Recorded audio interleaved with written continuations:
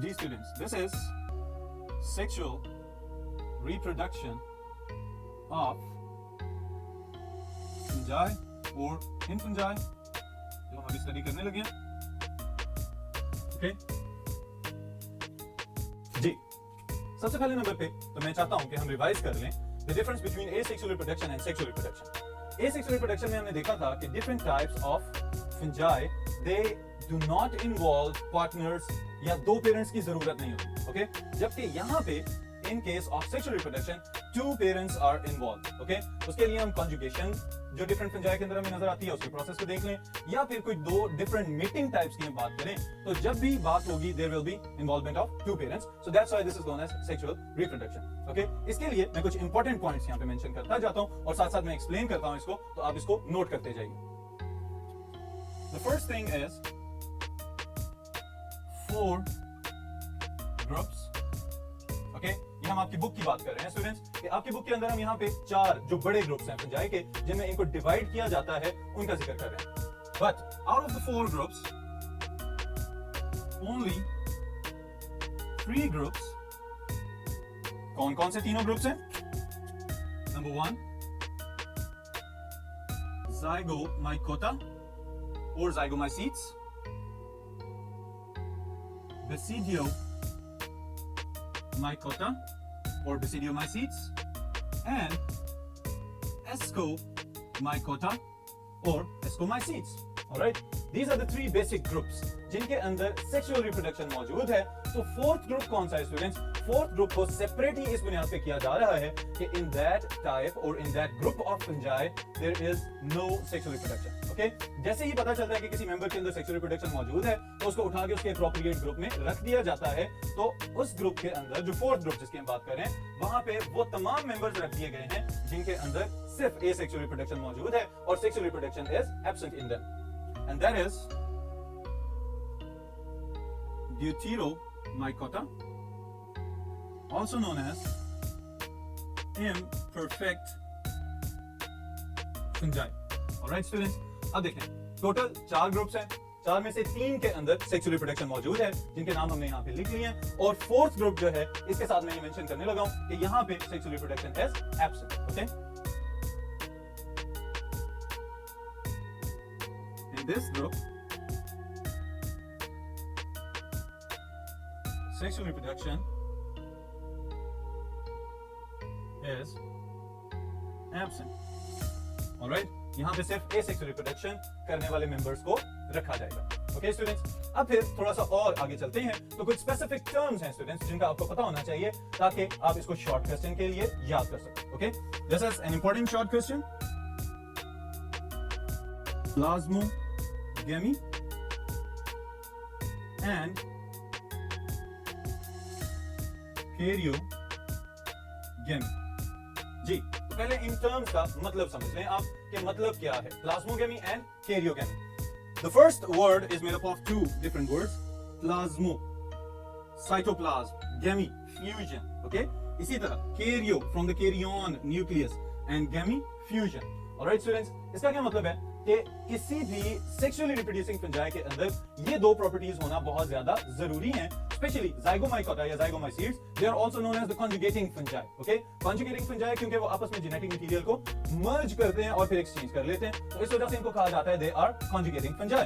तो यहाँ पे भी एक अहम बात हम करने जा रहे हैं कि जब भी कोई फंजाई सेक्सुअली रिप्रोड्यूस करने की कोशिश करे उसमें पहला स्टेप हमेशा होता है plasmogamy. The cytoplasm fuses. Okay, जो साइटोप्लाज्म की फ्यूजन है वो पहला स्टेप है, और दूसरे नंबर पे क्या कर दिया जाता है, उनके आपस के जो हैप्लॉइड न्यूक्लियाई उनके अंदर मौजूद है उन न्यूक्लियाई को भी आपस में फ्यूज कर दिया जाएगा. So that step is known as karyogamy. इसको लिख लेते हैं. The fusion of cytoplasm of different but compatible hyphae is known as plasmogamy. अब ये बड़ी अहम बात स्टूडेंट्स मैंने यहाँ पे मेंशन की है कि हो सकता है कि दोनों हाइफे जेनेटिकली एक दूसरे से डिफरेंट हो, लेकिन रिप्रोडक्टिवली कंपेटेबल होने चाहिए, एक दूसरे के साथ रिप्रोड्यूस करने के लिहाज से कोऑपरेट कर सकें। तो इस सूरत में इस प्रोसेस को हम कहेंगे plasmogamy. The next one is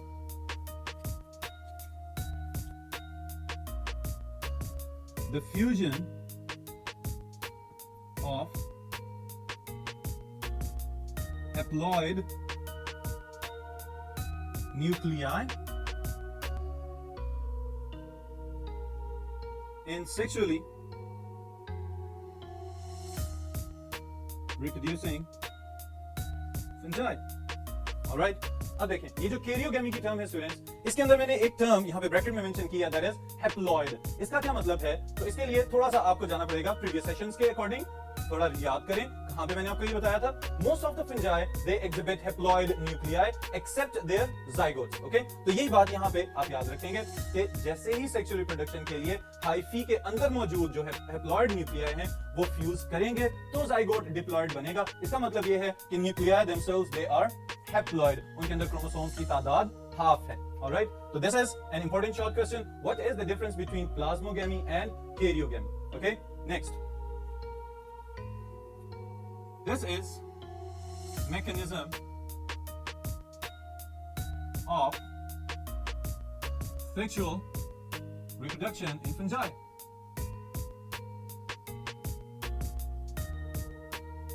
ji students, जब हम बात ही फंजाई की कर रहे हैं तो हमें यह भी पता होना चाहिए कि डिफरेंट टाइप्स ऑफ फंजाई आपस में सेक्सुअल रिप्रोडक्शन के लिए जो बेसिक मैकेनिज्म्स हैं वो कौन कौन से यूज करें। ओके, तो उसके लिए एक important multiple choice question statement के लिए मैं यहाँ पे एक पॉइंट लिख रहा हूं, इसको जरूर याद रखिएगा। The common features of all sexually reproducing fungi are, कौन कौन से कॉमन फीचर्स हैं? नंबर 1 तो हम यूं लिख सकते हैं, fusion of haploid nuclei, alright, and number 2 जो अभी हमने जिसको प्लाज्मोगेमी बोला है, fusion of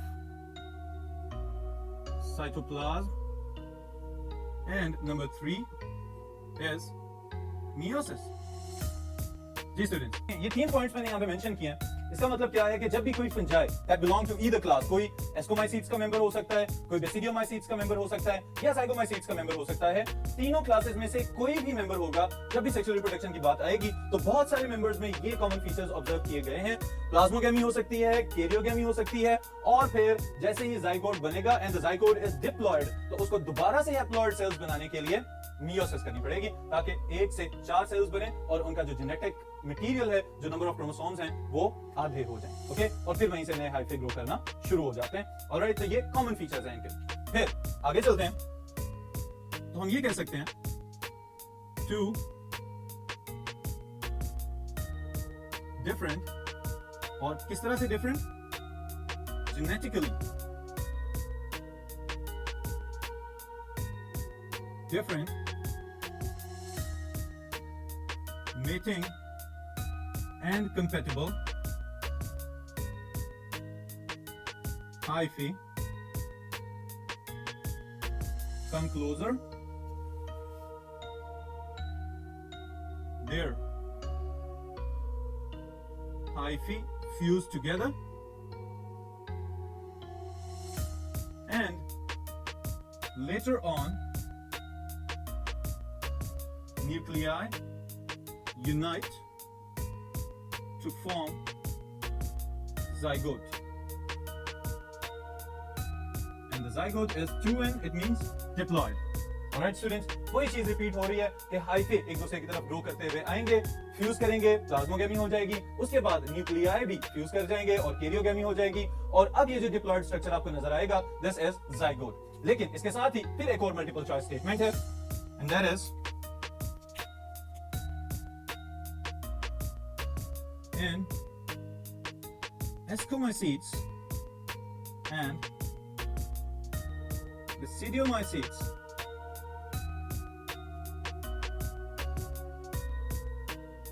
karyogamy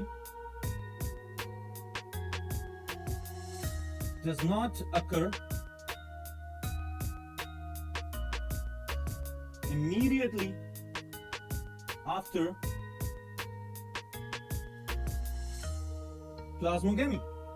ji students, अब ये जो दोनों क्लासेस हैं, इन दोनों के अंदर जरूरी नहीं कि अगर प्लाज्मोगेमी हो गई है तो फौरी तौर पे न्यूक्लियाई अपने जेनेटिक मटेरियल समेत एक दूसरे के साथ फ्यूज कर दें, ओके, या अपने जेनेटिक मटेरियल को एक दूसरे के साथ मिला दें और जीन्स को या जेनेटिक सब्सटेंसेस को एक्सचेंज कर लें।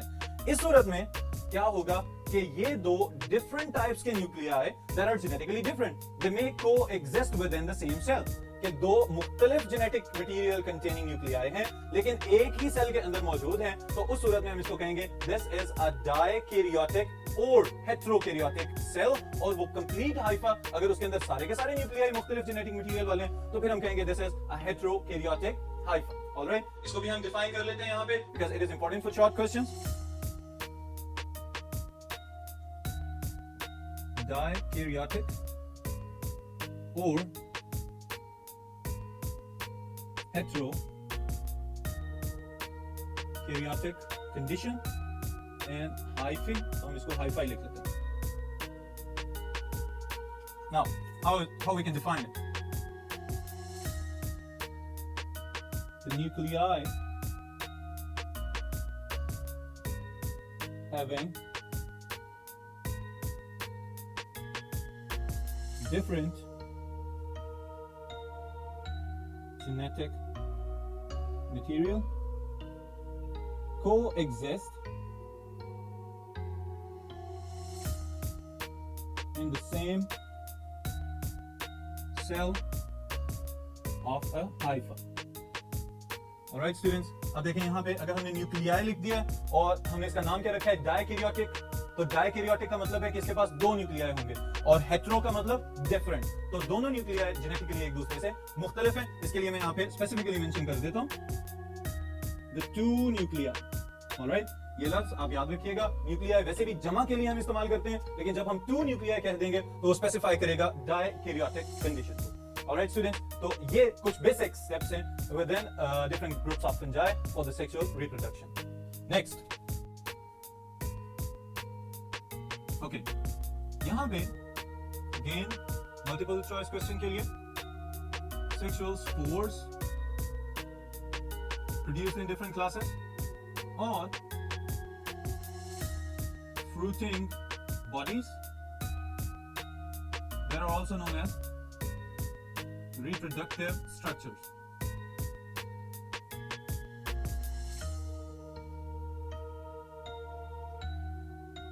जी स्टूडेंट्स, अब देखें ये दो चीजें मैंने यहां पे मेंशन की हैं।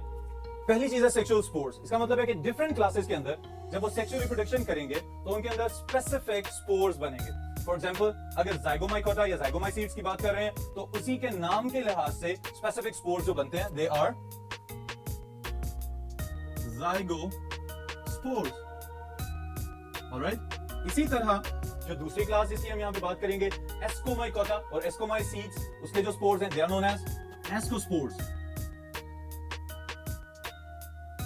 और फिर जो तीसरा ग्रुप जिसमें सेक्सुअल रिप्रोडक्शन ऑब्जर्व की गई है दैट इज बेसिडियोमाइकोटा और बेसिडियोमाइसीड्स, तो उसी की मुनासबत से बेसिडियोस्पोर्स। ऑलराइट, अब इनकी जो फ्रूटिंग बॉडीज हैं वो कौन कौन सी हैं? फ्रूटिंग बॉडीज या रिप्रोडक्टिव स्ट्रक्चर्स ऐसी साख्तें जिनके अंदर स्पोर्स को बनाया जाता है या जिनके अंदर स्पोर्स पैदा होते हैं उनको हम कहते हैं फ्रूटिंग बॉडीज और रिप्रोडक्टिव स्ट्रक्चर्स। जाइगोस्पोर्स के लिए that are zygosporangia. Alright, ascospores के लिए students they are asci or ascocarps. Alright, और फिर basidia, basidiospores इनके अंदर पैदा होते हैं they are known as basidia or basidiocarp.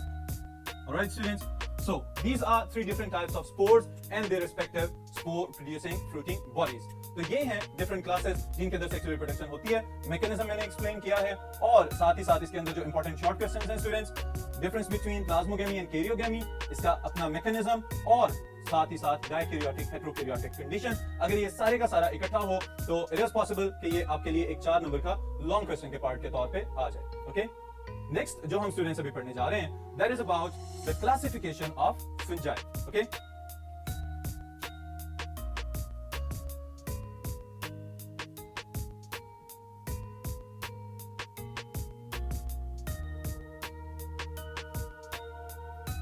Ji students, classification of fungi आपकी बुक में अगर हम देखें तो स्टूडेंट्स एक टेबल दिया गया है यहाँ पे जिसमें 4 डिफरेंट क्लासेस के नाम और फिर उनकी एग्जांपल्स और रिप्रोडक्टिव स्ट्रक्चर्स और फिर उनके हाइफी की जो टाइप्स उनके अंदर पाई जाती हैं ये बताई गई हैं. इनको वन बाय वन हम यहाँ पे डिस्कस करने लगे. सबसे पहली चीज जो हमारे पास आ रही है इन क्लासिफिकेशन ऑफ फंजाई वो ये है कि on which basis the different classes of fungi have been formed या different groups of fungi how they have been classified. okay, तो कौन कौन से स्ट्रक्चर्स हैं, कौन कौन सी खसूसियात हैं जिसकी बुनियाद पे फंजाई को इन क्लासेस में रखा गया है, इसको हम यहाँ पे नोट कर लेते हैं. The first one is type of hyphae. okay, number 2 is reproductive or fruiting bodies, and number 3 are reproductive spores. They can be sexual as well as asexual. okay, लेकिन इन दोनों में से जो ज्यादा अहमियत है वो है sexual spores की. Then we can add point number 4, methods of reproduction. Alright, तो ये हैं वो 4 पॉइंट्स जिनकी बुनियाद पे डिफरेंट फंजाई की जो क्लासेस हैं उनको बनाया जाता है या डिफरेंट फंजाई को उनके रिस्पेक्टिव में रख दिया जाता है. इसकी बुनियाद पे स्टूडेंट्स अभी तक जो हमने 4 मेजर ग्रुप्स बनाए हैं, नंबर 1 ज़ाइगोमाइकोटा आल्सो नोन एज ज़ाइगोमाइसीट्स. अब ज़ाइगोमाइसीट्स का जो मशहूर तरीन मेंबर है स्टूडेंट्स वो होपफुली मेरा ख्याल है कि आप सबने देखा होगा कहीं ना कहीं लाइफ की किसी भी स्टेज पे कि हमारे घर में जो रोटियां पकती हैं या अगर ब्रेड वगैरह के पीसेस को आप देख लें जो कुछ पुराने हो चुके हों और किसी नमी वाली जगह पे पड़े हुए हों उनके ऊपर हमेशा फंगस लगी होती है, फफूंदी ग्रो कर चुकी होती है. ओके, तो आपको ग्रीनिश कलर की या ब्लैकिश कलर की नजर आएगी. आप उसको टच करें और टच करने के बाद अपनी फिंगर टिप्स के ऊपर देखें तो आपको ब्लैक कलर का पाउडरी सब्सटेंस नजर आता है. That is Rhizopus the black bread mould. Okay, उसका नाम इसी वजह से ब्रेड मोल्ड रख दिया गया है कि ये फंगस हमेशा खाने पीने वाली अशिया के ऊपर आपको ग्रो करती हुई नजर आएगी. और बाज़ औक़ात ऐसा भी होता है कि आप कोई फ्रूट केक लेके आ रहे हैं जो सील्ड है किसी बहुत अच्छे हाई-फाई ब्रांड का, लेकिन जैसे ही आप उसको खोलेंगे तो उसके अंदर ब्लैक स्पॉट्स मौजूद होते हैं. That is also the Rhizopus black bread mould. इसका मतलब ये है कि उसको पैक करते हुए कहीं ना कहीं बेहतियाती की गई है जिसकी वजह से उसके अंदर फंगस ग्रो कर चुकी है. ऑलराइट स्टूडेंट्स, फिर इसी तरह इसका एक दूसरा मेंबर भी है दैट इज नोन एज पिलोबोलस और इसका नाम है स्पिटिंग फंगस. अब स्पिटिंग फंगस की इसकी जो खसूसियत है इसको ये किस वजह से दी गई है कि ये बिलोंग करती है एक स्पेसिफिक ऑर्डर है that is known as mucorales. Okay, अब स्टिकी सब्सटेंसेस, वाटरी सब्सटेंसेस इसके हाइफी के ऊपर निकलते हुए नजर आते हैं जो समटाइम्स कुछ और मेंबर्स के अंदर क्रिस्टलाइन फॉर्म के भी हो सकते हैं. तो इसकी अपीयरेंस की वजह से इसका नाम रख दिया गया है स्पिटिंग फंगस. ऑलराइट स्टूडेंट्स, फिर ज़ाइगोमाइकोटा के बाद जो नेक्स्ट क्लास है दैट इज एस्कोमाइकोटा और एस्कोमाइसीट्स. इनका जो जनरल नेम है स्टूडेंट्स ये भी आपने याद रखना है, they are known as sac fungi. Sac fungi क्यों कहा जा रहा है? क्योंकि इनके अंदर जो रिप्रोडक्टिव स्ट्रक्चर्स हैं the ascocarps they are sac like structures, तो उसकी वजह से इनका ये नाम रख दिया गया है sac fungi. Alright, then is the third one. Third group में हम स्टडी करते हैं बेसिडियोमाइकोटा और नोन एज बेसिडियोमाइसीट्स. इनके लिए जो मशहूर जमाना मशरूम्स आपके इर्द गिर्द पाई जाती हैं उनमें बहुत सारे मेंबर्स जो हैं दे बिलोंग टू बेसिडियोमाइकोटा, लेकिन इसके साथ ही साथ कुछ हार्मफुल नुकसान पहुंचाने वाले रस्ट और स्मट्स वगैरह they also belong to this class. Alright students, they are also known as club fungi क्योंकि इनके भी अगेन रिप्रोडक्टिव स्ट्रक्चर्स जो हैं वो क्लब शेप्ड स्ट्रक्चर्स हैं, ग्रुप्स की फॉर्म में पाए जाते हैं और उनके ऊपर ही बेसिडियोस्पोर्स ग्रो कर जाते हैं. Alright, then is the last group जिसका नाम है Deuteromycota, and this is imperfect fungi. Imperfect due to the absence of sexual reproduction in their members. Alright? और इसके लिए स्टूडेंट्स ये भी आप याद रखिएगा एक खास बात, तो जो कॉमन फीचर है between Escomycota and Deuteromycota that is their asexual spores and there are conidia. Conidia grow करते जाते हैं कोनिडियो 4 के ऊपर, और टॉप पे जो सबसे ऊपर आपको कट ऑफ एंडिंग पे बॉल लाइक स्ट्रक्चर नजर आएगा, that is the spore that has been produced by asexual method. तो conidia are asexual spores, okay, और फिर ये एसेक्सुअल रिप्रोडक्शन में कंट्रीब्यूट करते हैं। Then in the last column students आप ये देखें कि हाइफी की जो डिफरेंट टाइप्स हैं, whether they are dikaryotic, monokaryotic, septate और एसेप्टेट, इसमें से जो मोस्ट इंपॉर्टेंट चीजें हैं वो आप स्टूडेंट्स इन क्लासेस के नाम और इनके जो एग्जांपल्स हैं वो याद रखिएगा। बाकी प्रॉपर्टीज सेक्सुअल स्पोर्स वो आप डायरेक्टली क्लास के या किसी भी ग्रुप के नाम के साथ रिलेट कर सकते हैं। For example, ascospores are the sexual spores of ascomycetes, basidiospores are the sexual spores of basidiomycetes, और zygospores are the sexual spores of zygomycetes. और इम्परफेक्ट फंजाई में there are no sexual spores, okay. तो ये properties आप याद रखेंगे multiple choice questions के लिए। That's the end of today's session.